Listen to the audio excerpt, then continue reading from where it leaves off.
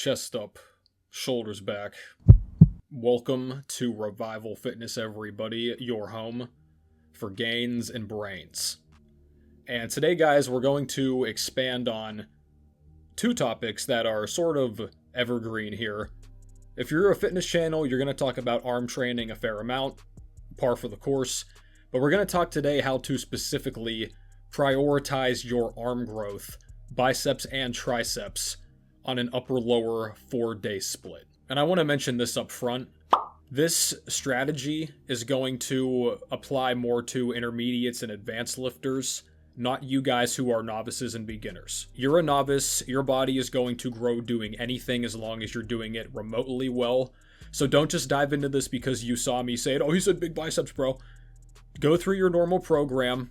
Don't just alter everything for the sake of it. If you're a novice, do what's on your sheet. You have not earned your stripes yet to alter the exercise order and make these kind of changes. But for my guys who are more seasoned, let's get into this. I do not encourage you, and I don't think it's ultimately necessary, to do a bunch of junk volume for the arms. I don't think getting a bunch of cheap pumps every single day is going to do magic for your arm growth. But there are certain strategies you can adapt if your arms genetically don't seem to respond as much as you'd like them to, if you're trying to just really focus on them, or if this is something you simply want to try out to see how it goes. So if you've been here for a while, you know that I generally advocate 4-day splits. Really, regardless of experience level, I think they give the best overall combination of recovery time outside of the gym and volume inside of the gym without the sessions going too long. A 3-day split absolutely can work. So can a 5-day split in my estimation. I know the 6-day-a-week PPL bras are going to say, oh, but PPL bra. Push-pull legs can work, as I've said, guys, but the problem is most guys just simply do it the wrong way. Really the wrong way when it comes to a lot of young guys. But for those of you who have seen the 4-day light, this video is specifically for you.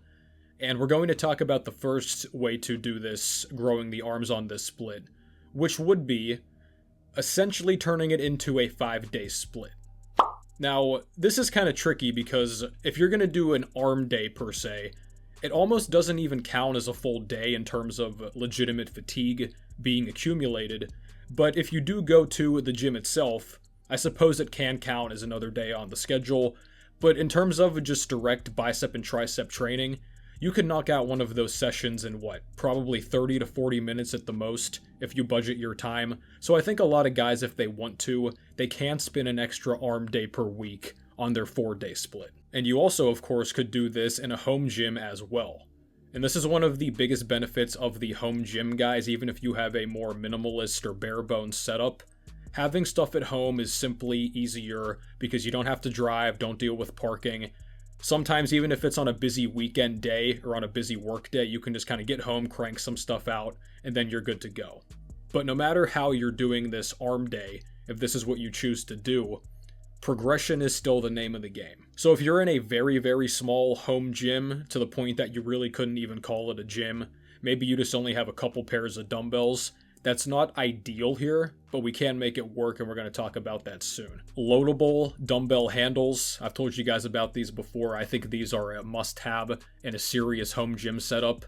You could also get the adjustable ones like Bowflex. Those tend to be more expensive, but if you can afford it, go ahead. They're going to save you on some space. You still could simply get a pull-up bar, which I hope you have because they're pretty cheap. You could mount a pull-up bar to your wall or set one up in your garage or something. You could simply do chin-ups with that. You could also get small little push-up handles here. These are only 10 to 15 bucks, and do some modified tricep stuff with those too. When you're working exclusively with a set pair of dumbbells, whether it's just one or two, you basically are going to be doing AMRAP, perhaps even a drop set or a superset for this type of stuff. No matter what you're using though, when it comes to the specific arm day, like I said, do not go crazy with the junk volume here. Even if you do a dedicated arm day, I don't think you need more than 2, 3 at the absolute most exercises for the biceps and triceps, assuming that your form is good, range of motion is good, and you get close to failure. So if you just mindlessly grab your dumbbells and just kind of pump away and half look at the TV, things like that, that's not going to give you as best results as if you control the tempo, go until you're really failing, make the most of what you have. But let's assume, for whatever reason, whether it's schedule, convenience, etc., you simply want to stay at only 4 days a week. So perhaps the biggest issue most guys run into with the upper-lower split is the fact that the upper body day, if you take it in terms of hard semantics, it can become very crowded. And when it comes to biceps, I like to put them in a lot of my programs on the lower body day as a way to sort of even this out. And oftentimes I'll send my guys a program, and they get really confused with the terminology. They'll be like, dude, it says to do biceps on lower day? What? So I implore you guys not to get really tied up on the semantics with a 4-day split. 4-day splits also can be called push-pull. Upper-lower is kind of the conventional term. If it makes you feel better, you can simply call them a 4-day split, right? But don't think you have to just box yourself in terms of upper versus lower only. That's kind of just the name of the split, but you have way more variety than you may think. But whether you do bicep training on the upper or lower day, probably the biggest issue is going to be the fatigue factor. Because in most programs, I'm guilty of this myself, you're usually going to throw the biceps in as something at the end of the workout, rather than prioritizing them at the start. And you also can make the point for systemic fatigue as well. So if you do a typical lower day, let's say for example, you've done some sort of deadlift, some sort of squat, a heavy back exercise, then you're going into curls at the end, you're more inclined to kind of coast through the curls at the end, rather than giving it your full effort and attention. So what you can instead try is putting biceps first in your exercise order, or having them very high up on the list. So let's take for example an upper day.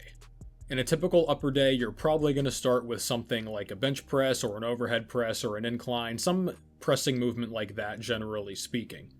What you could do instead of that is do bicep dominant work first, then go into your presses. So something I've been trying recently is chin-ups prior to the bench press. So when you think about it, back and bicep work isn't really going to interfere with the chest and tricep and shoulder training, at least the front delt training, since they're antagonist muscle groups. And some people would even go as far as to argue that hitting back and biceps prior to benching, or overhead pressing, would actually help with your overall stabilization, since you've already primed the antagonists. And I also don't think you need to do all of your bicep work prior to the bench, but just one main exercise when you're totally fresh, kind of your cornerstone bicep exercise for that day, that could end up translating to more growth if you give this a shot. So going from the front of the arm to the back, now we're going to talk about the triceps. And the same principles apply. You could start your lower days with direct tricep work, then go into bigger back or leg exercises after, and there's going to be no real fatigue risk because you're talking about the antagonist muscles. So you could do something like a tricep press down, or tricep extensions. You should have no real impact on your squats, deadlifts, good mornings, leg press, things like that, if you do them in that order. When it comes to upper days though, I would not do your tricep work directly before you go into the main pressing exercises. What you can do instead though is reframe your compound movements to be more tricep biased. So the most common examples here would be something like a close grip bench press, but you can also do this to a good degree with the incline bench of varying degrees, as well as overhead press too. And especially if you have access to one or more Swiss bars or football bars, as you can see here, these will do great for the triceps, given the position, the neutral grip, that you have to take. You can also consider here too, I think this one is overlooked, a neutral grip dumbbell press. Standing, seated, incline, however you want to do it, flat bench. Using the neutral grip for a lot of guys not only is going to feel better on their shoulders and their wrists, you kind of get that movement freedom with the dumbbells, but this is just an overlooked exercise in general. I haven't done these myself lately, I might throw these back into my routine, but this neutral grip and close grip to the torso, that's going to hit your triceps as well as your chest, but the tricep bias is real. One thing you should not do though is the extreme close grip. You know whenever guys will grab a barbell or an easy bar, and their hands are practically touching in the middle, not only does that put your triceps at a leverage disadvantage, it's probably going to bother your wrists more than likely, and you ultimately are going to limit your range of motion in most cases. And something else to account for with the triceps is the notorious long head. Guys are always talking about, oh, what's the best exercise for the long head? My long head won't grow.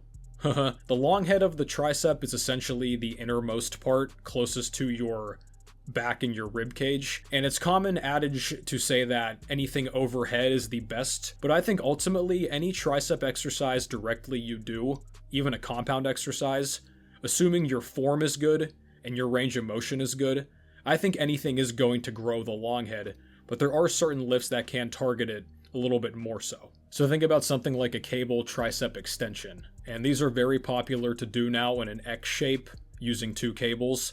I've yet to try that myself, but it looks pretty solid. You could also do that overhead. Dips are overlooked a lot here. The more upright you keep your torso when doing dips, the more your triceps are biased, especially if you can really sink down, kind of get your shoulders a bit below the elbow. Really going to stretch the triceps out too. Skull crushers of any type, or even the rolling variation can work here. The JM press as well is something you can try. Any type of push-up with your elbows tucked in, but especially a diamond grip push-up. Guys rave about how those are good for their triceps. I've never tried them seriously long-term. I could try that myself as well. And something that is overlooked is the standing pull-down, or the lat prayer, as you might hear it be called. I don't know about you guys, but whenever I do this exercise with a normal straight bar, even with a rope in most cases, anything whenever I'm gripping onto the attachment, this fries my triceps. So if you're looking to get 2 birds stoned at once and knock out the lats and triceps at the same time, which is pretty rare for most other exercises, you could give this one a shot too. And one thing to keep in mind, no matter what type of arm training you're doing, is recurring pain and injuries. So if you're doing curls and your wrist is constantly bothering you, you might have to switch to a hammer grip for the time being. If you're doing tricep extensions, skull crushers, and your elbow is really sore, might have to switch out the exercise, maybe lower the weight, do higher reps. I find for myself that once I get to roughly 30 to 35 pound dumbbell skull crushers in each hand, my left tricep starts screaming at me. It's very annoying, but you got to adjust. And as I've said before, guys, you can click my video in the top corner, how and when to train to failure and the 2 types of failure. I think direct arm training is one of the best suited ways to train to absolute failure, so be sure to check that video out as well and apply those tips. But this has been it for me, guys. Thank you very much for watching. I hope this has been helpful. Big shout out, as always, to the Patreon supporters and the channel members. Hit me up in the links down below to get your own training and eating in better order, as well as save on some great products and services. And I will catch you guys next time.